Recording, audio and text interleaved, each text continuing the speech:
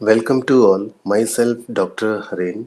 आज का हमारा लेक्चर है माइक्रोस्कोपी पार्ट फर्स्ट।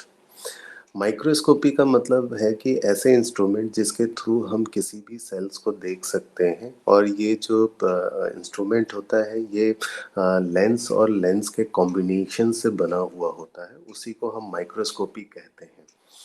इसके अंदर हम स्टडी करेंगे light microscope and its development को। उसके बाद हम प्रिंसिपल ऑफ लाइट माइक्रोस्कोप को डिस्कस करेंगे, रेजोल्यूशन को डिस्कस करेंगे। लास्ट में हम डिस्कस करेंगे कि ब्राइट फील्ड माइक्रोस्कोप किसे कहते हैं। Light microscope and its development. देखिए, हमें पता है कि जो सेल होता है वो बहुत ही स्मॉल होता है, जिसको हम अपने नेकेड आई से नहीं देख सकते हैं, और इसको देखने के लिए हमको माइक्रोस्कोप्स की ज़रूरत होती है। अब ये माइक्रोस्कोप होता क्या है कि माइक्रोस्कोप होता है लेंस या कॉम्बिनेशंस ऑफ लेंस को ही हम माइक्रोस्कोपी कहते हैं, कि जो कि हम किसी भी ऑब्जेक्ट को मैग्नीफाइंग करने के लिए यूज़ किया जाता है। और किसी भी लाइट माइक्रोस्कोप का जो मेन कंपोनेंट होता है वो मैग्निफिकेशन ही होता है। इसके अलावा अब हम ये देखते हैं कि फर्स्ट टाइम जब लाइट माइक्रोस्कोप वो किसने यूज़ किया, वो रॉबर्ट हुक जी थे जिन्होंने लाइट माइक्रोस्कोप को फर्स्ट यूज़ किया। और उन्होंने ही फर्स्ट टाइम क्या है सेल को डिफाइन किया या सेल के बारे में बताया। उन्होंने एक एक्सपेरिमेंट किया जो जिसमें उन्होंने देखा कि एक पीस ऑफ कॉर्क को एक इंस्ट्रूमेंट के अंदर देखा, और उस इंस्ट्रूमेंट के थ्रू ये जो पीस ऑफ कॉर्क था उसका जो ओरिजिनल साइज था उससे उसका साइज को 300 टाइम्स इंक्रीज करके देखा। और वो जो इंस्ट्रूमेंट था वो माइक्रोस्कोप था जो उन्होंने 1665 में यूज़ किया। इसके बाद एंड वन लियोन हुक जी थे, उन्होंने 1970s में और भी डिफरेंट टाइप्स के जो सेल्स थे उनको स्टडी किया, जैसे कि आरबीसी, स्पर्म और बैक्टीरिया को। और ये सभी जितने भी डिफरेंट टाइप के जो सेल्स थे वो उन्होंने क्या किया, माइक्रोस्कोप्स की हेल्प से उनको देखा। Type of microscopes. अब जो माइक्रोस्कोप्स होते हैं वो लेंस सिस्टम पे, जो अगर हम depend on the lens system के बेस पे अगर इसको डिवाइड करें तो जो माइक्रोस्कोप होते हैं वो टू टाइप्स के होते हैं, सिंपल माइक्रोस्कोप और कंपाउंड माइक्रोस्कोप। सिंपल माइक्रोस्कोप में बस एक ही लेंस सिस्टम होता है वहाँ, और दूसरी तरफ जो कंपाउंड माइक्रोस्कोप होते हैं वो टू और मोर लेंसेस होते हैं उसमें। इसके अलावा अगर depending on the sources of illumination यानी लाइट सोर्स के बेस पे अगर हम माइक्रोस्कोप को डिवाइड करें, या तो टू टाइप्स का होता है। एक तो लाइट माइक्रोस्कोप होता है, ये डिफरेंट टाइप्स के होते हैं, जैसे bright field microscope, dark field microscope, ultraviolet microscope, face contrast microscope, fluorescent microscope.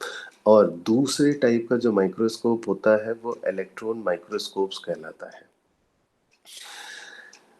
देखिए, ये एक फिगर है, पिक्चर है। तो इस पिक्चर में हम थोड़ा सा जो क्या कहते हैं माइक्रोस्कोप्स का जो पार्ट्स है उसको डिस्कस करते हैं।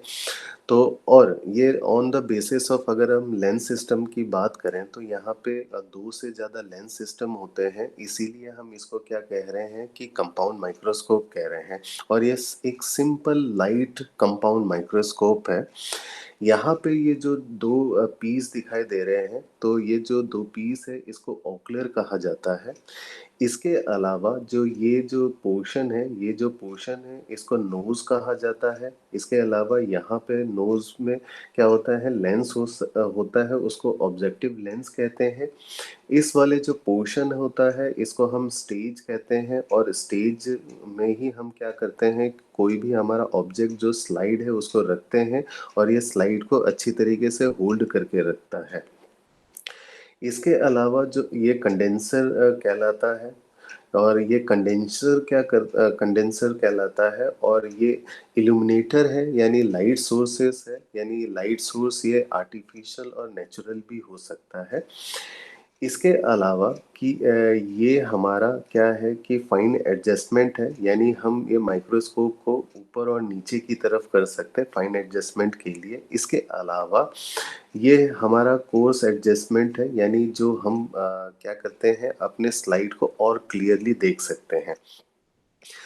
अब इसके वर्किंग को थोड़ा समझ लेते हैं कि इल्यूमिनेटर यानी नेचुरल जो लाइट है, अब नेचुरल लाइट या आर्टिफिशियल लाइट क्या करता है, यहाँ से आता है। कंडेंसर उसको कलेक्ट करके क्या करता है, फोकस करता है स्पेसिमेन पे जो यहाँ पे हमारा स्टेज पे रखा गया है। और स्पेसिमेन से आने वाले जितने भी लाइट रेज हैं उसको कलेक्ट करता है ऑब्जेक्टिव लेंस, और कलेक्ट करने के बाद ऑब्जेक्टिव लेंस इसको ट्रांसफर कर देता है कहाँ पे, ओक्लर पे। और फिर ओक्लर उसको मैग्नीफाइंग करके ट्रांसफर कर देता है हमारे रेटिना में। प्रिंसिपल ऑफ लाइट माइक्रोस्कोप, तो हम यहाँ पे प्रिंसिपल ऑफ लाइट माइक्रोस्कोप को डिस्कस कर रहे हैं। हम जैसे ही पहले ही डिस्कस कर चुके हैं कि जो ये हमारा लाइट सोर्स है, ये जो लाइट सोर्स है ये नेचुरल भी हो सकता है, ये आर्टिफिशियल भी हो सकता है। यहाँ से निकलने वाली जो लाइट है, इसको ये इस लाइट को कलेक्ट करता है कंडेंसर लेंस। तो ये कंडेंसर कलेक्ट करने के बाद इसको फोकस करता है स्पेसिमेन की तरफ। तो हमने ये चीज़ यहाँ पे लिखी हुई है। यहाँ फोकस होने के बाद क्या करता है कि यहाँ फोकस जो कंडेंसर है, जो इस लाइट को फोकस करता है स्पेसिमेन पे। इसके बाद स्पेसिमेन से निकलने वाली जो रेज होती है उसको कलेक्ट करता है ऑब्जेक्टिव लेंस। अब जैसे ही कंडेंसर स्पेसिमेन पे जो लाइट को फोकस करता है, तो ये जो लाइट होता है दो टाइप के सेट ऑफ लाइट में कन्वर्ट हो जाता है। एक तो जो specimen alter the light rays, क्या होता है कि स्पेसिमेन जो है वो लाइट रेज को अल्टर कर देता है, यानी चेंज कर देता है। चेंज इसलिए होता है क्योंकि यहाँ पे जो स्पेसिमेन रखा गया है उसमें क्या है, उसका रिफ्रैक्टिव इंडेक्स डिफरेंट होता है। इसकी वजह से क्या हो जाता है कि जो लाइट रेज होता है वो बैंड हो जाता है। इसीलिए हम कहते हैं कि जो स्पेसिमेन है वो क्या करता है, लाइट रेज को क्या करता है, अल्टर कर देता है। अल्टर जो लाइट रेज करता है वो क्या करता है, इमेज का स्पेसिमेन बनाता, स्पेसिमेन का इमेज बनाता है। नेक्स्ट, ऐसे भी लाइट रेज होते हैं जो कि अल्टर नहीं होते हैं, वो डायरेक्टली क्या हो जाता है, स्पेसिमेन से पास हो जाते हैं। तो ऐसे जो लाइट रेज होते हैं वो क्या करता है कि वो बैकग्राउंड को विजुअलाइज करते हैं, यानी बैकग्राउंड का जो लाइट होता है उसको प्रोवाइड कराता है। अब ये जो टू टाइप्स का जो लाइट है, यहाँ से जो स्पेसिमेन से निकलने वाला जो लाइट है इसको कलेक्ट करता है ऑब्जेक्टिव लेंस। और इस यही ऑब्जेक्टिव लेंस इस लाइट को कलेक्ट करने के बाद यहाँ पे जो इमेज बनती है वो रियल और इनलार्ज इमेज बनता है। और इसको इनलार्ज करने के बाद ये फोकस करता है ओक्लर लेंस पे। ओक्लर लेंस इस इमेज को और क्या करता है, इनलार्ज करता है और वर्चुअल इमेज बन जाता है। बनने के बाद ये जो हमारा ओक्लर जो लेंस होता है ये क्या करता है, थर्ड जो क्या कहते हैं कि हमारा लेंस है उसमें क्या करता है, ट्रांसफर कर देता है, जो कि आईपीस से में होता है। और वहाँ पे आईपीस से ये ट्रांसफर हो जाता है हमारे रेटिना में, जो कि एक रियल इमेज के फॉर्म में हमें दिखाई देना स्टार्ट हो जाता है। ये सिंपल लाइट माइक्रोस्कोप का क्या है, प्रिंसिपल है। इसके अलावा रेजुलेशन, अभी तक हमने क्या किया है, डिस्कस किया है कि जो मैग्निफिकेशन पे हमने फोकस किया है लाइट माइक्रोस्कोप पे। अब इसको रेजुलेशन को समझने के लिए हम क्या करते हैं, एक एग्जांपल ले लेते हैं। मान लीजिए यहाँ पे एक सेल है, तो इस सेल में क्या है कि हमें माइक्रोस्कोप की मदद से क्या है, इन क्रोमोसोम्स को देखना है और ये जो पॉइंट्स हैं इनको हमें देखना है। अगर हम अगर ऐसा माइक्रोस्कोप ले लें जिसका क्या है कि जो ऑब्जेक्टिव लेंस है हाई मैग्नीफाइंग पावर है, और जो हमारा ओकुलर लेंस है उसका जो मैग्निफिकेशन है वो 5x है।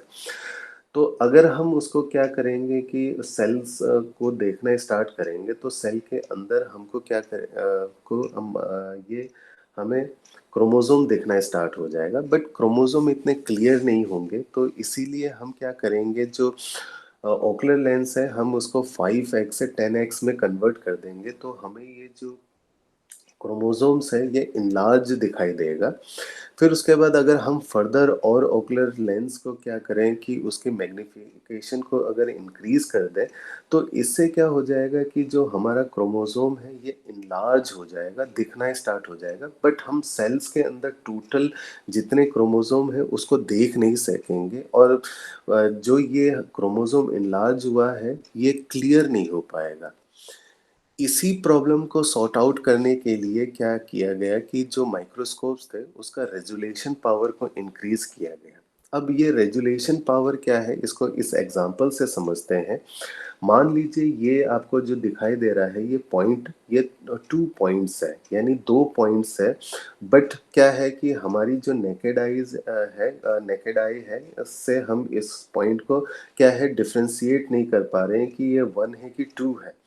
बट अगर हम एक माइक्रोस्कोप यूज़ करें जिसका रेजोल्यूशन क्या है कि बहुत अच्छा रेजोल्यूशन है, तो ये 2 पॉइंट के बीच का जो मिनिमम डिस्टेंस है उसको दिखा देता है। तो हमें ये पॉइंट इस तरीके से दिखाई देना स्टार्ट हो जाएगा, इस तरीके से कि यानी उसका जो मिनिमम डिस्टेंस है वो हमें दिख जाएगा।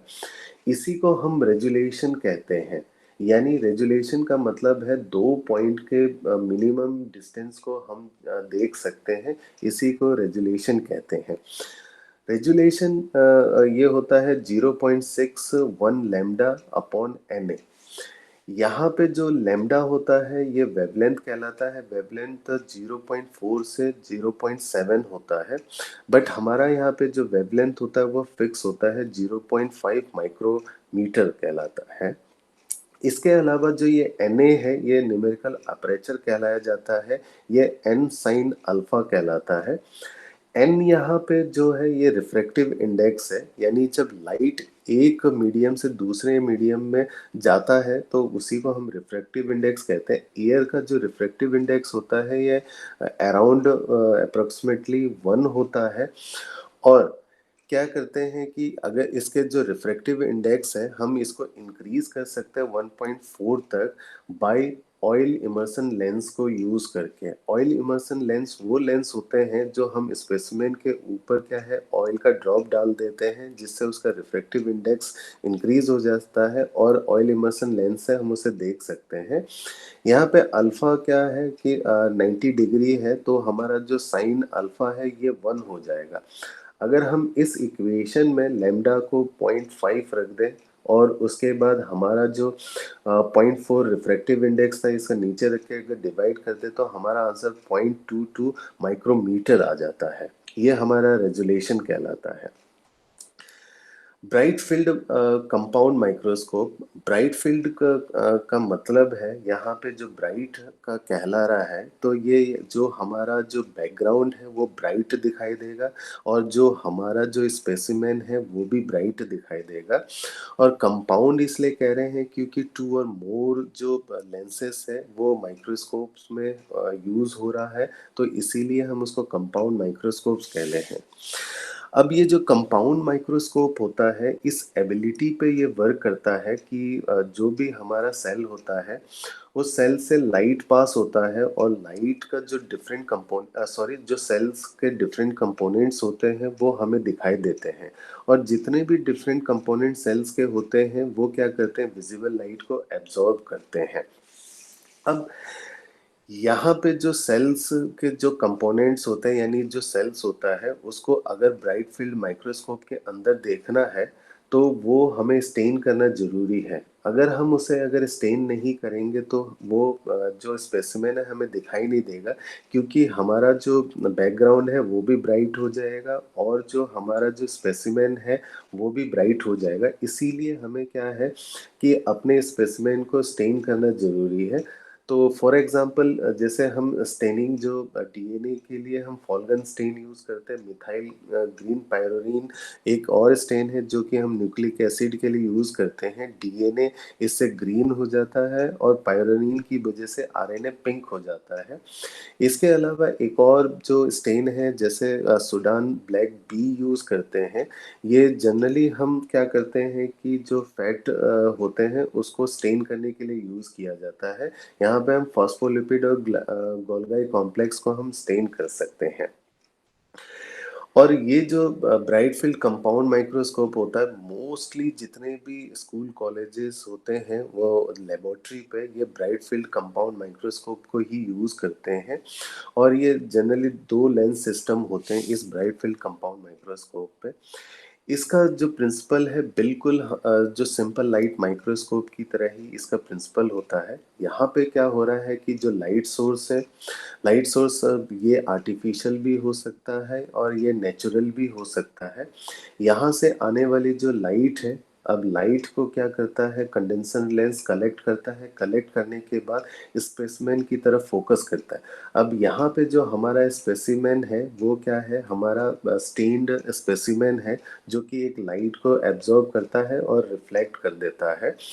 अब इसके अलावा जो यहाँ से निकलने वाली जो रेज है उसको क्या करता है, ऑब्जेक्टिव लेंस कलेक्ट करता है और उस इमेज को इनलार्ज करके फोकस कर देता है ओकुलर लेंस की तरफ।